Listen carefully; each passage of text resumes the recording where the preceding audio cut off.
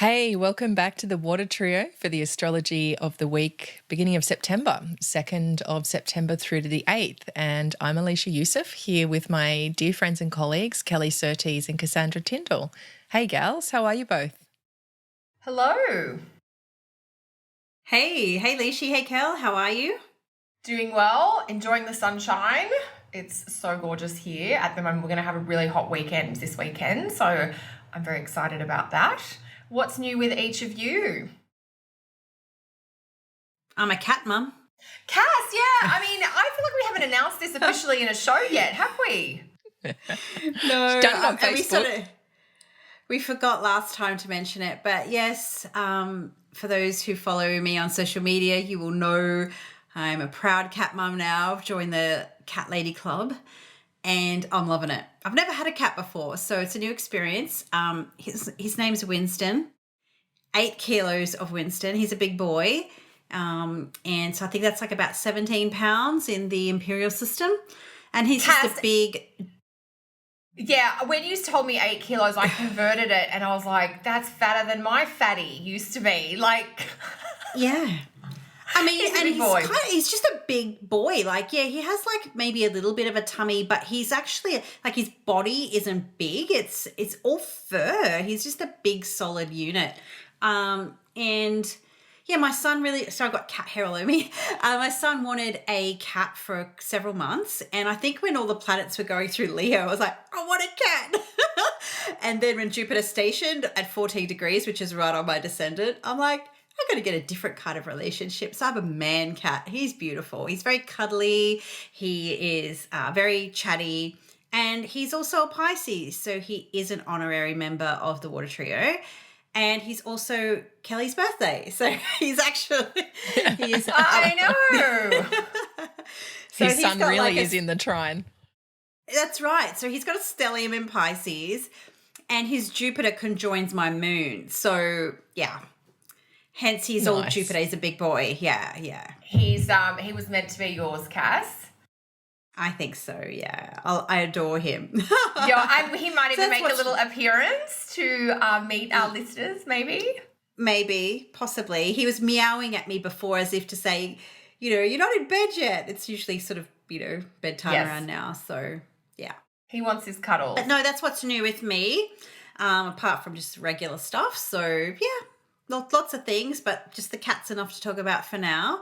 How about you girls? Well, nothing new here. We've got our furniture now. We're settling in. I still am working on set decoration, so hopefully I'll have something organised that's a bit more attractive to look at next time we speak. So I feel like it's sort of business as usual now for me. What about you, Leish? Same. Feels like it's Virgo season, really, just kind of getting stuff done and focusing on the small things, nothing big happening, which honestly, after the whole of this year is kind of a relief. Kind of a nice break. I mean, Yeah, and I love, Cass, what you were saying about like all the Leo planets. You were like, maybe I'll just get a cat and really have some Leo all the time. Yeah. And he's like a little lion around. He's big and grey and yeah. Love it. Nice. My kids are loving the regular Winston updates, that's for sure. So we'll be next. Yeah, There's major cat FOMO in our household. Yeah, I was in the gym today actually, and a guy that, I chat to there, he was going, oh, I've thought of a really good cat name. I was like, what's that? And he said, Athelstan. And I'm like, oh, no, I need another cat because I think that's a really great name because I did want to call it Gannicus, but my son didn't want to call it that. So we settled on Winston. I really like Winston. It seems, I don't know, It suits him. It really does. Very royal. He's a strong boy. And I shouldn't laugh at his size because I know boy cats tend to be a little on the heavier side anyway, whether they're just heavier boned or something. So, yeah. And he's a longer head cat, and I'm sure that adds into his weight as well. The hair is a little intense. Yeah, how's Virgo season and the cat hair going? Virgo in my 4th house, I feel like a crazy vacuum lady. But that's okay. I mean, I've had animals, Yeah, you've had dogs before. Yeah, I've always had German Shepherds, and so I've had an Albert, I've had a Henry, and so now I have a Winston. So I'm just kind of going through a very royal, regal kind of names. So yeah, that's it. Very strong. My little putty cat. Yeah. Lovely. I was just So, thinking, gals. yeah, like this week. I mean, I don't even know where we start. I know, We don't- like we were all talking pre-chat and pre-show chat, and it's like how many 16 aspects this week. So it's a huge week, and we're definitely not going to be able to cover all of it. So just kind of putting that caveat out there now. But Totally. where are we at? Who's first? Who's Actually- discussing what? Cass, did you ever settle on an aspect for this week? Well, I can now. Because I think you were keen on one of the cazimis. Do you want to? Yeah, I mean, it's a totally, it's just a crazy week. It's like, where do you start? Where do you finish? It's just going to be the way that this week's probably going to feel too. So, I'll get us off the mark with the Mars Sun conjunction that's happening on Monday the 2nd, and that occurs at 9 degrees of Virgo. So that marks, a new cycle for Mars. So, for those, probably most of you would know, Mars has a 2-year cycle. And so when we're looking at, 1 year with Mars as compared to the following year, we'll have 1 year where it's cazimi, where it's joining with the sun, it's getting purified, it's getting strengthened. I always think of that image where, as we know, I do love my metal in all its forms, but if you watch some kind of show, like where they have like Game of Thrones or, the medieval type of dramas, they'll always have a blacksmith. And so he's there like pounding away at the metal and reshaping it, and with that heat and the collisions and creating some new character or reforming the steel, reinventing the steel there.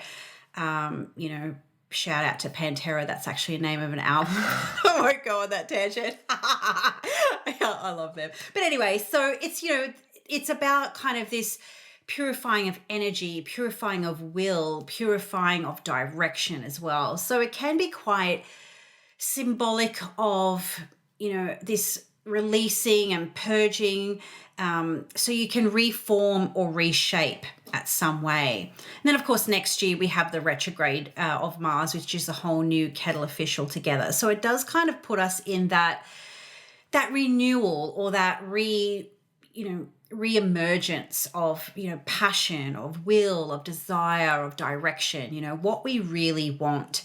And so sometimes when we think about, and this is something that comes a lot in client, sessions. It's a $64 million question. Well, regardless of what the astrology says, what do you actually want? And then we can start to kind of, break down, through the lens of the symbolism of your chart. And so people do get in ruts, or they do get in sort of, holding patterns. And before Mars gets into this cazimi position, it goes through combustion.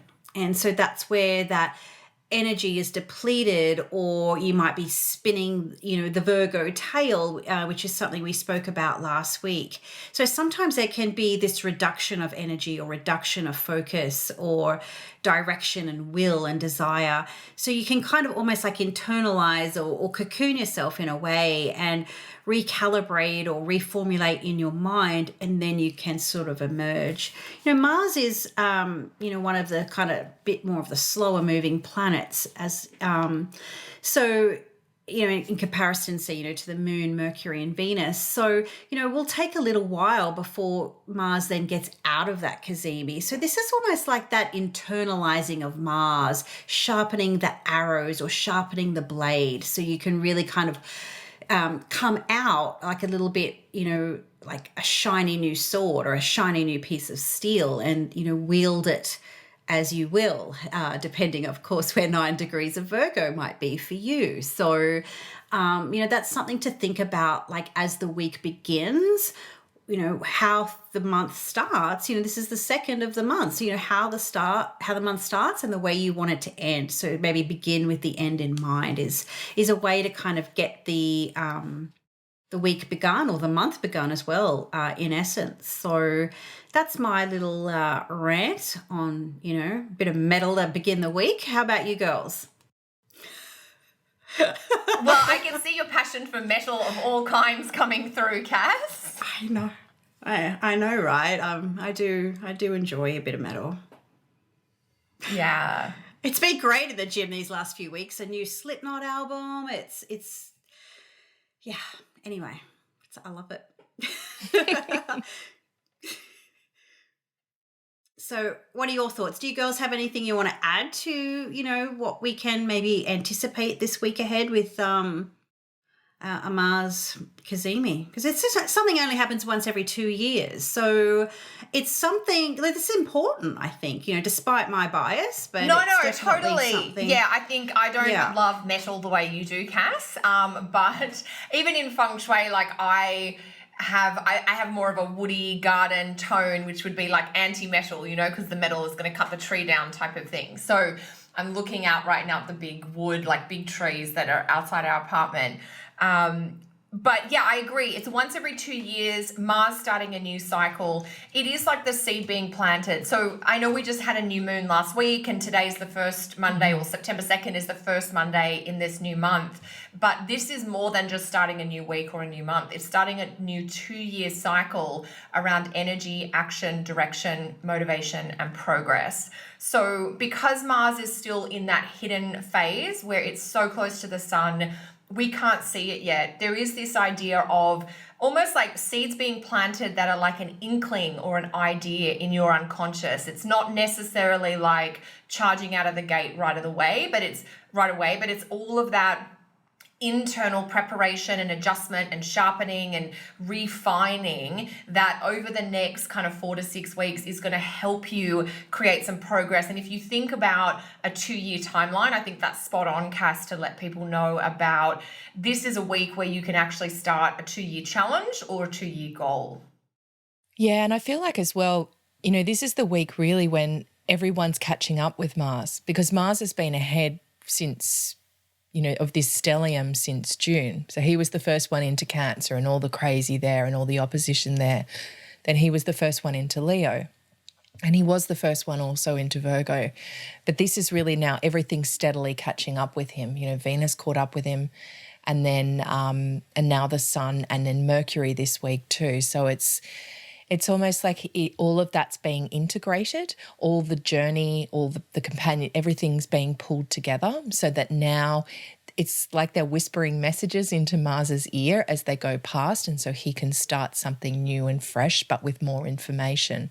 And I always love the cazimi aspect because it brings it into the heart of the sun, and I always think of like the king's favourite. But this time it's the warrior that's being lifted up.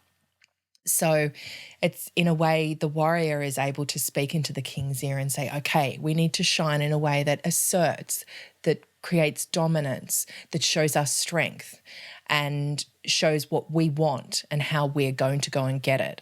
So it's just those kind of themes in there for all of us. Okay, how are we really going to do that? And what is it in the next 2 years? What do you need to assert yourself around? And how can you speak that out in a way? And it doesn't have I love that it's happening in Virgo because it's not too forceful or too harsh, but it will come out in a very considered yet concise way. Cool. So that's definitely a major aspect to start the week. I feel like, sharp, decisive, insightful. And then, Leash, you're going to talk about something totally different. Yeah. Yes. From Mars to Venus. Yeah, so I thought I'd pick up on the nicer stuff this week, the juicier stuff this week. So we've got I think it's Monday as well in the States and Tuesday early morning here in Australia, and then it kind of bleeds into Wednesday with the Neptune piece. But we've got Venus square Jupiter and then also opposing Neptune, because we've got the dance between Neptune and Jupiter and Neptune happening again this month. So she's picking up on that this week. And I just feel like it's just a really magical aspect. I feel like there's so much opportunity to bring our imagination to bear on this and really open up creatively, and really explore the intangible and the possibilities around our relationships and what we can do with that there. You know, it's like imagining all the possibilities and really exploring beyond the boundaries with people. And I just feel like there's such a generosity of this. It's like such an open-hearted, open-minded, caring, compassionate energy that there really, you know, there potentially could be problems with boundaries, but you kind of won't really care because it's like, okay, I'll give you everything this week. And happening, you know, it's the Virgo side as well. So there is the service piece, the devotional piece. It's like, okay, well, how can I physically and tangibly show up to help you with what you need? You know, yes, will be imaginative and will be playful and creative, but, you know, how can we actually make it tangible, physical, real, and realistic in all of this? So, yeah, I just feel like it'll be just a lovely kind of come down off that Mars cazimi and all the force and the heat and the energy that comes with that into something a lot softer and gentler and more magnetic in Venus's way. What about you girls? What's your feeling with this one? Look, I think so we've got, you know, the Venus-Jupiter Monday, I think, and then Venus-Neptune Wednesday, at least in Canada and the States. I'm not sure. How does that align with the Aussie dates? Yeah. Yeah, it's the same. Yeah. I'm a little confused. So not like, well, maybe that's the essence of the aspect here is, you know, Venus in Virgo wants to be productive, but certainly the Venus opposite Neptune, you know, whenever I see this in a client's chart, so for clients who have Venus in Virgo or even maybe the moon in Virgo, you know, Virgo planets can be very type A. They can be very particular and very pedantic and very precise. And Neptune is much more loosey-goosey. You know, Neptune's got this like, oh, she'll be right, mate, like a bit of that sort of laid-back Aussie ochre kind of approach. And so I think, you know, Wednesday, by the time we get to the Venus-Neptune part, we've actually had like half a dozen aspects in a 48-hour period or something. So Wednesday might be that sort of like, I know it's hump day, it could be a bit of a midweek, maybe slump or just chill out, or it might not be the most productive day this week. I think if you've got decisions to make or plans to organise, maybe try and get in early Monday, Tuesday, or leave it maybe even better yet until Thursday or Friday. But Wednesday feels like that midweek pause because Venus, Neptune, a little bit confused, a lot of ideas floating around, but not able to necessarily lock them down. Venus, Jupiter, which is Monday, I always think Venus, Jupiter is Venus square Jupiter, there's this desire to be generous and desire to support or to give, but sometimes in a way that you're giving to people who might not be ready to receive, or you're giving in such a way that it actually leaves you a little bit empty. So there is definitely some softness coming in there, but Venus in Virgo, I just think she's trying to get things done, and maybe, you know, Monday she's just got a lot on her plate. And maybe there's some choices. You always think square aspects are a good reminder that adjustments are needed, and you may have to choose between something you'd prefer to do but something that you must do, if that makes sense. What are you thinking about these aspects, Cass? If we go round the table, pass the talking feather to you. Yeah, for sure. I mean, you know, Venus starts the week, you know, trining Saturn. So yeah, she's got a to-do list. She's got things she's wanting to achieve. She's wanting to, you know, tick off that list. And, you know, the trajectory is there for her. Then, of course, there's a few distractions for her later in the week where she might have to, you know, choose who's on board, who's not on board, where am I putting my energy, where am I my focus. So, you know, as you said, you know, being over generous or over giving, and that person's either not the right person to be generous toward, or who isn't in a place to receive what you have to offer. So it's almost kind of like, you know, Venus in Virgo has to give, but also don't be shy about, you know, calculating what that cost is and whether you're prepared to pay that. And that's the thing. It's like, you know, is that, what's value to one person may not be value to the next person. So it's really about what you're prepared to pay for, what you have to give or offer, or, the opportunity cost. I can invest my time, effort, resources into this thing or this person or what have you, but in order to do that, it's going to cost me that thing. And am I prepared to make that compromise?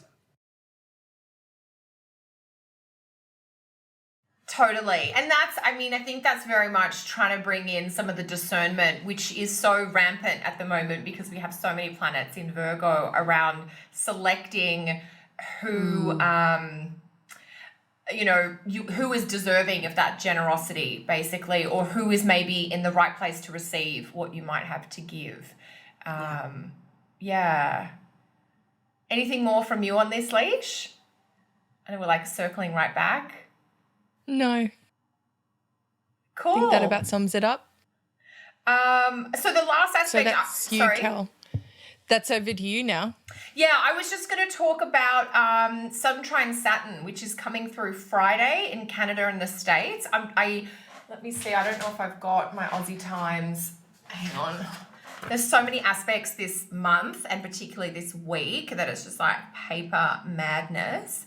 It's Saturday morning here, early morning. So one of the reasons I like Sun trine Saturn or Sun in aspect to Saturn is that it is quite productive. We've got Sun in Virgo, Saturn in Capricorn. There are tasks to be done. It's coming in on Friday, Saturday in Australia. It does feel like a busy day before the weekend, or even a busy start to the weekend if you're in Australia, as if there is maybe a deadline or something that needs to be completed and it's time to just get on with getting that done. Saturn in Capricorn also speaks a little bit to some of those longer projects, the 1 to 2 year timelines or even the 7-year timelines that you might be working on. And having the Sun trine Saturn, which is actually the start of a series of trines to Saturn. We did already, I beg your pardon, we had Venus trine Saturn at the start of this week. Next week we'll have Mars trine Saturn. We've just on Thursday this week, Thursday the 5th, had Mercury trine Saturn. So there is this sense of putting some effort into longer term projects. And so it does feel a bit heads down, bum up, and it also feels like, to use cliche after cliche, short-term pain for long-term gain, that you might put some effort in now, not see the results right away, but you're almost giving your future self a little bit of a gift. And then the other thing I always think about with Sun Saturn is time management, and also just being clear on identity and that sense of defining who you are and how you want to be in the world. So there's a lot of stuff you can work with that Sun trine Saturn. What do each of you think about that one? Is that an aspect that you pay attention to, or is not something you usually worry too much about? You go, Cass. Yeah, I do like it. Sometimes it can also help you tackle a project that maybe you've been avoiding or putting off because you might have a little bit more energy or impetus or focus. It's come on, let's do this. Let's, get this done. Let's make things happen. Particularly if you are, on, Saturn shyness. So it can help you kind of also just, what is the long-term game plan here, and focusing on these are the steps I have to take in order to get to where I want to go. So Saturn can help us just shine that light, I guess, on the longer term perspectives and moving forward with that. So I don't always necessarily see it as always productive, but I often do see it as turning that light onto the future, but not in just the Jupiter hot gas and air way, but okay, well, this is what I have to do, or these are the boxes I have to tick in order to get to that place. So getting a plan or a checklist of something together. Yeah, for sure. What about you, Leish? What about you? Yeah. Cautious confidence, I think, is what I see this as, is especially because this is the first real aspect that the Sun is making to Saturn since it got beat up in Cancer, in the crazy of the meat grinder. And it's okay, it's like coming out of our hole and going, all right, is the coast clear? Have we learnt what we needed to learn? I always think back, I was a bit of a nerd at school and I actually really loved exams and I loved tests, mostly because it was like, okay, well, I've done the hard work of study and learning, so let's go and see whether or not I've learnt what I needed to learn, or if there's areas that I need to check up on. So, but often sometimes I'd come in and I didn't learn what I needed to learn and I didn't get my usual A's. I got a C and I'd be really upset about it. So it's like, I feel like it's that whole thing where I got a C in a test and I've gone home and I've been really sad and depressed, but then I put the work in and I learned and I studied and I did everything extra. And so now it's like, okay, I've got to go, I get a chance to resit that test now, but I feel better about it because I've done that extra work and I've already tried it once. And so there is that cautious confidence with this that, I can get there, but I'm still a bit fearful of what the outcome could be. So I'm just stuck on the part where you said you liked tests at school. I know. I was a nerd. I was a total nerd. Lord. So Yeah. you would like be excited studied Latin. to oh my God. I mean, look, By in choice. hindsight, I wish I had studied Latin because it would help with some of the astrology, the ancient stuff. But Yeah. okay, so you liked a test for very Saturnian reasons, I guess, because you wanted to go in and see how you measured up, basically. Yep, totally. And look, I've got a Capricorn midheaven. Like, I did, because for me it was proving the results. Right. It was that getting the respect and getting the achievements. And I worked hard. I really did. And I studied hard too. Didn't so much in uni, but at school I did.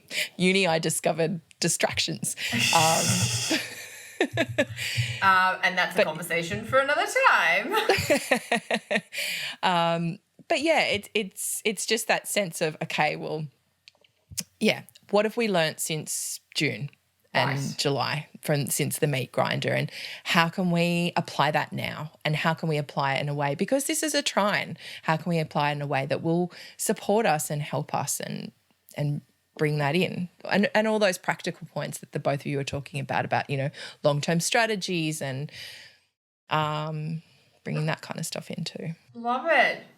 I mean, it's such a busy week this week, isn't it, in general? Yeah, it is. Because That's speechless. That's one of 4 aspects that day, because we've also got the moon in Capricorn that same day too. Oh no, yeah, it doesn't go until that night, but it's like that's one of 4 things that day. It's such a busy week. I just feel like it's going to be like a ping pong. Not a ping pong, like what do they call them? My brain's not working at the moment. Dodgem cars? No, the machines where you like we had as kids. Do they even still have them? Where the bim bim bim bim. Oh, this is really bad. Where you hit the buttons on the side and the ball like. That's a ping pong machine, isn't it? Yeah, that's a ping pong. It is a ping pong machine. Okay, yeah. So like I feel like it'll be a pinball. Pinball machine. That's Pinball. Yeah. Yes, a pinball machine. And so we're kind of be going, phew, we're Uranus over here, phew, we're Jupiter over here, phew, we're Saturn over here. It's like, but yeah, 15 aspects in 1 week. Yeah, that's highly unusual, because I'm not even sure we had 15 aspects in the whole month of August to start. And, when I do my monthly videos for my subscribers, which just shameless promo, if anybody does want more detail, you can sign up via my homepage. Just scroll down to the bottom to the monthly membership. Usually there's between 5 and 7 astrological things each week, because that's how I sort of, know I'm doing my pacing, because I have a certain amount of time for each video. And I'm actually a little bit scared how I'm supposed to cover 15 aspects in one 20-minute video. But, I'm sure I'll figure it out. I'll come up with a system. But it does feel like there's just a lot going on this first week. I know in Canada, especially in Ontario, where I lived for such a long time, this first week of September is actually the first week back to school for many kids. So it is like this huge reorientation about getting the whole household and even the whole community back onto like the kids' school schedule. I know in the States, it's a little bit different because schools go back sort of starting almost early August. And so it's a little bit different depending on where you are in the US. But it is, because the Labor Day holiday weekend, the first Monday in September, And after that, it's like the end of summer. So it does feel like now we're into this final third of the year, and whatever your goals are, 2019 has, whipped by, and maybe pinballing around to do what you can. Well, I already know personally my calendar is full up of, because this is the week of my daughter's school Strob Fest, which is a big bottle of crazy all on its own. But, between all of that and dental appointments and work things, it's already looks like a pinball. So I don't know what it's actually going to be being in it. So really, I guess it's just making sure that you have maybe, use all the Virgo planning, have all your meal prep done for that week, have your meals in the freezer so you'll at least get some good nourishing meals into you, or kind of keeping everything, all the extras to a minimum this week to kind of make room for what potentially could be a really full-on week.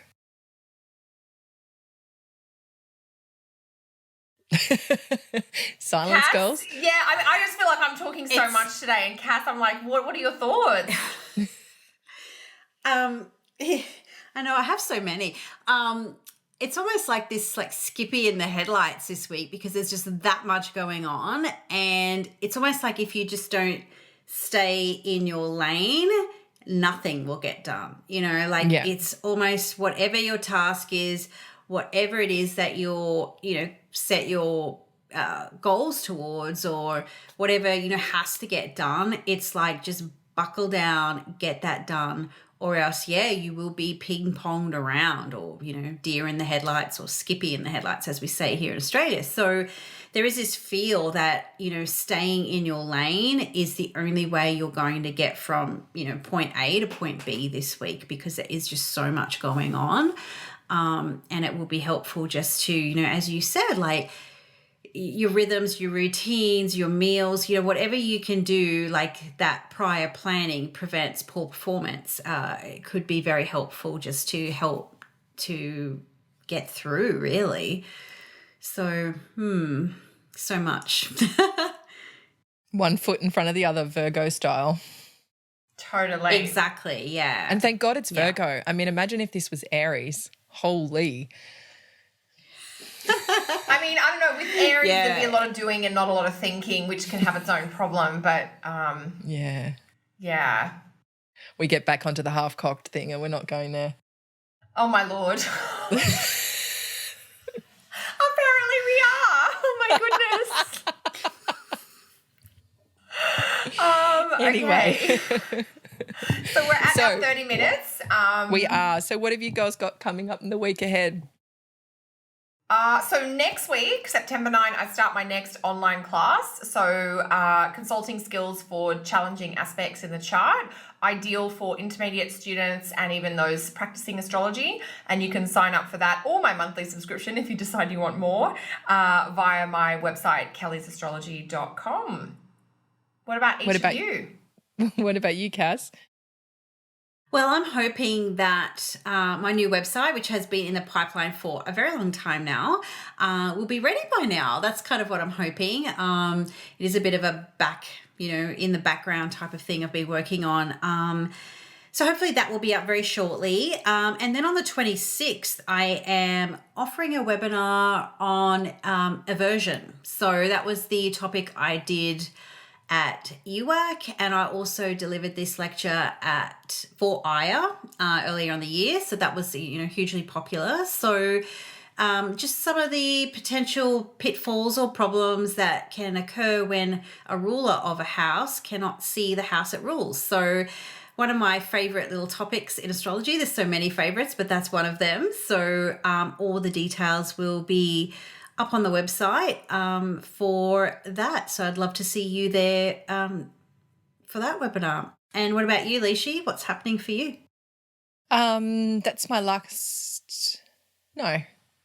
I'm still taking subscriptions for my Foundations of Astrology course, which is an online course. So it's not just for people in the Sunshine Coast. So that's a 10-week course, beginner's astrology, or for those who've just got a little bit of knowledge, if you'd like to come along, learn lots about get into depth with the planets, the rulerships, the signs, the houses, and how to put the basics together for that. That'll be starting Wednesday, the 18th of September. So you can have a look on my website for that. Nice.